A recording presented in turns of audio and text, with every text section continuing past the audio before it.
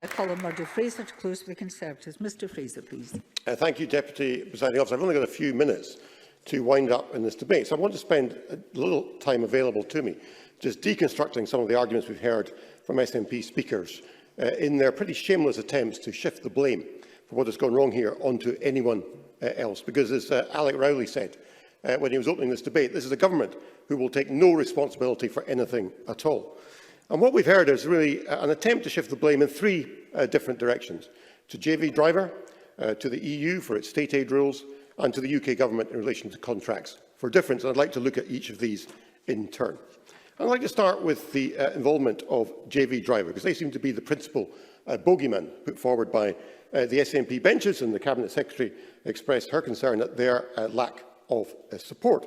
This led to a response from BiFab on the 27th of November, who said they were, and I quote, perplexed and disappointed by what the Scottish Government was saying, because according to them, JV Driver had repeatedly offered to transfer their shares to the Scottish Government at no cost. At no cost. And this puts into context the ludicrous comments we heard from Annabel Ewing demanding that JV Driver step up or ship out. Well, they've offered to ship out numerous times. The only person stopping them shipping out, Presiding Officer, is the Scottish Government. I'll give way of Annabel Ewing's brief. I'm sorry Annabel Ewing didn't take the opportunity to apologise for her ludicrous remarks earlier, when we've been told JV Driver offered to transfer their shares and the Scottish Government refused to take them on. That's not anybody's fault but the Scottish Government, and no wonder BiFab said that the claims that JV Driver had broken their promises were, in their words, inaccurate and untruthful. What a damning assessment of the Scottish Government.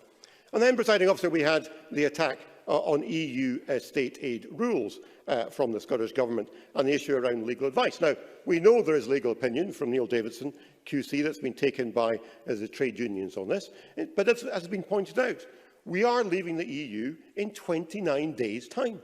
Surely, if there was an issue with EU state aid, that may not apply in 29 days' time. We don't know. Surely we can show some ambition, Presiding Officer. Surely we can show some leadership, Presiding Officer.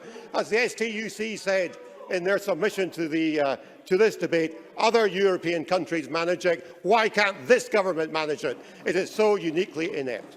And then, Presiding Officer, we heard about criticism of the UK contracts for difference from numerous SNP speakers. This must be their go-to argument for this particular debate. This system is a bid system. It is designed to reduce the cost of energy to the consumers. The same people complaining about this are the same people who week after week come to this chamber complaining about fuel poverty, complaining about the cost of energy, complaining the government's not doing enough to keep energy costs down.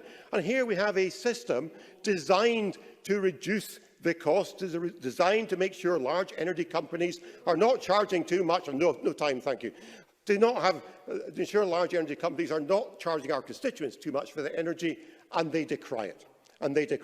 But, Presiding Officer, you know what? Whatever the contracts for difference say, planning is under the control of this Scottish Government. Scottish ministers granted the planning consent for these wind farms through Marine Scotland.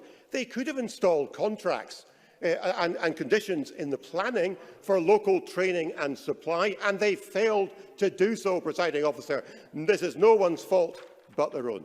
Presiding Officer, this is a modern-day Scottish scandal. Workers in Fife and Lewis were promised they would benefit from jobs from a new generation of renewable energy projects. These jobs are going elsewhere, and that was entirely avoidable, Presiding Officer, if the Scottish Government had been prepared to step up and help, and it failed to do so, and we have been let down as a result. Now, what they need to do, Presiding Officer, is what the motion today says. They need to step up, sit down, let's see how they can work with the UK Government, see if there is a way forward. But, Presiding Officer, today this Parliament has to send a clear message to the SNP Government that they have failed the renewable energy sector, they have failed the workers in Fife and Lewis, and they have failed Scotland. And for that reason, we should support the motion in Alec Rowley's name.